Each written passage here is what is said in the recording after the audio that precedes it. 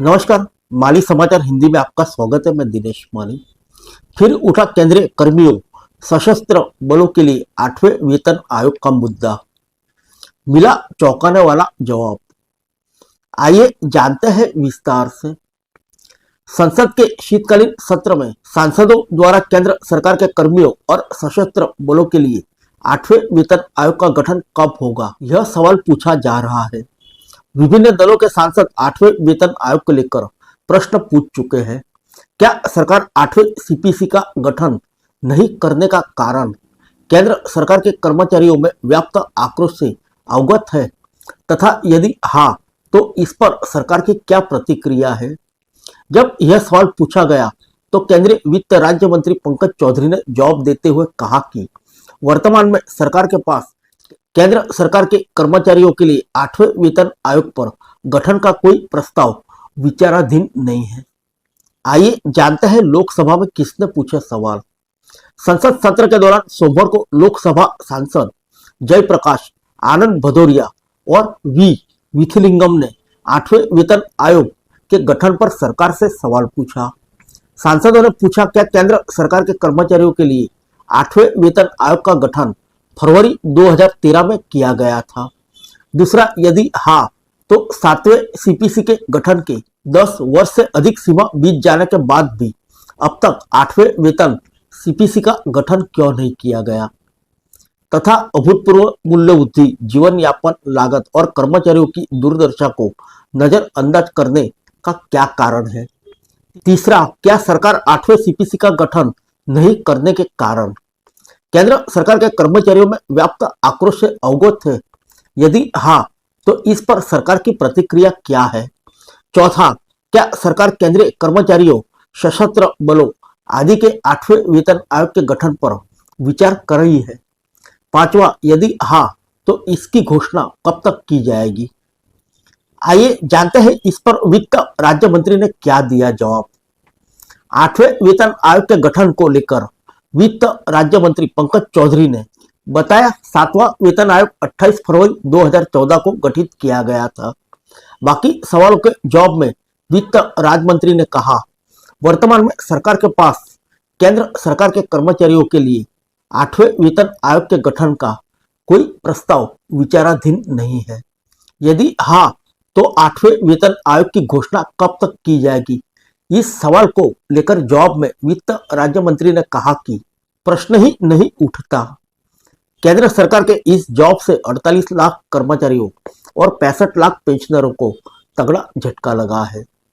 इससे पहले वित्त राज्य मंत्री पंकज चौधरी ने राज्यसभा में यह बात साफ कर दी थी कि 8वें वेतन आयोग का गठन का कोई भी प्रस्ताव सरकार के समक्ष विचाराधीन नहीं है।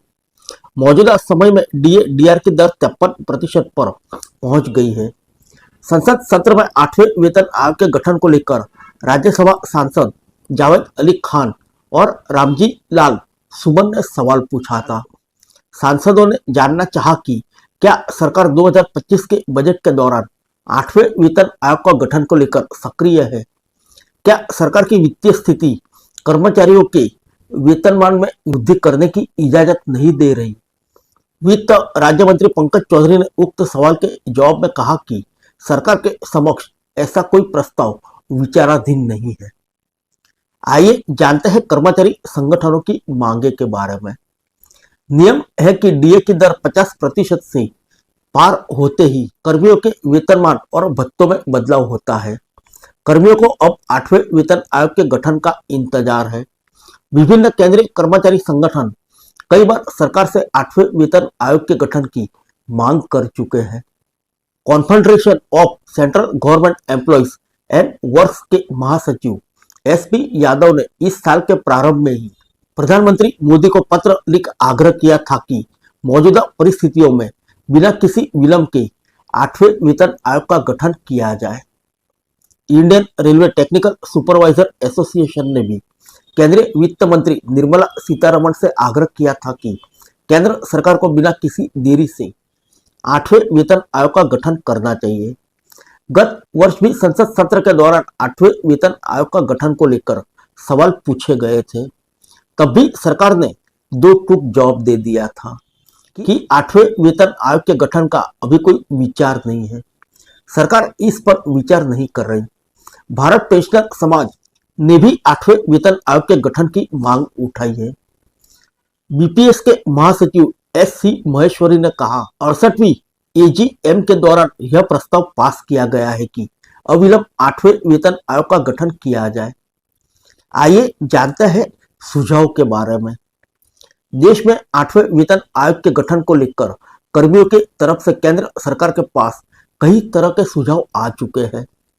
Indian railway technical supervisor association IRTSA ने केंद्रीय वित्त मंत्री निर्मला सीतारमण को पूर्व वेतन आयोग द्वारा की गई सिफारिशों का हवाला देते हुए अविलंब 8वां वेतन आयोग गठित करने की मांग की थी। तीसरे, चौथे और 5वें सेंट्रल पे कमीशन CPC ने केंद्र सरकार के कर्मियों के वेतन भत्ते और सेवा भत्तों की समय समय पर समीक्षा करने के लिए स्थायी मशीनरी गठित करने की सिफारिश की। IRTSA के अनुसार 7वें वेतन आयोग में कहा गया है कि CPC के गठन के लिए 10 साल की लंबी अवधि की प्रतीक्षा करने की आवश्यकता नहीं है। इस अवधि के पूरा होने से पहले ही वेतन आयोग के गठन पर समीक्षा की जा सकती है। आइए जानते हैं 7वीं CPC की सिफारिश के बारे में। 7वीं CPC की सिफारिशों के अनुसार गत वर्षों में सरकारी कामकाज, प्रदर्शन, भारतीय अर्थव्यवस्था का आकार, सकल घरेलू उत्पाद की वृद्धि, विभिन्न कर संग्रह की मात्रा, सरकारी विभागों की भूमिका, मुद्रास्फीति पैटर्न, मुद्रास्फीति के कारण वास्तविक वेतन में कमी और सेवा की स्थिति आदि में कई बदलाव हुए हैं। सार्वजनिक उपयोगिता में निजी क्षेत्रों की भूमिका और उन पर सरकार का विनियमन, प्रत्येक विभाग में कर्मचारियों की संख्या, राष्ट्रीय पेंशन योजना के तहत कवर किए गए कर्मचारियों की संख्या, गरीबी में उल्लेखनीय कमी, कर्मचारियों और आम जनता के उपभोग पैटर्न में बदलाव आदि भी देखे गए हैं। आइए जानते हैं DA की दर के बारे में। स्टाफ साइड की राष्ट्रीय परिषद के सदस्य और अखिल भारतीय रक्षा कर्मचारी महासंघ के महासचिव C. श्री कुमार का कहना है कि कर्मियों के DA का आंकड़ा अब 53% हो गया है। अब केंद्र सरकार के समक्ष दमदार तरीके से 8वें वेतन आयोग के गठन का प्रस्ताव रखा जाएगा। अखिल भारतीय राज्य सरकारी कर्मचारी महासंघ के राष्ट्रीय सचिव सुभाष लांबा के मुताबिक 8वें वेतन आयोग का गठन न होने से देश भर में 2 करोड़ सरकारी कर्मचारी एवं पेंशनरों में भारी नाराजगी देखी जा रही है।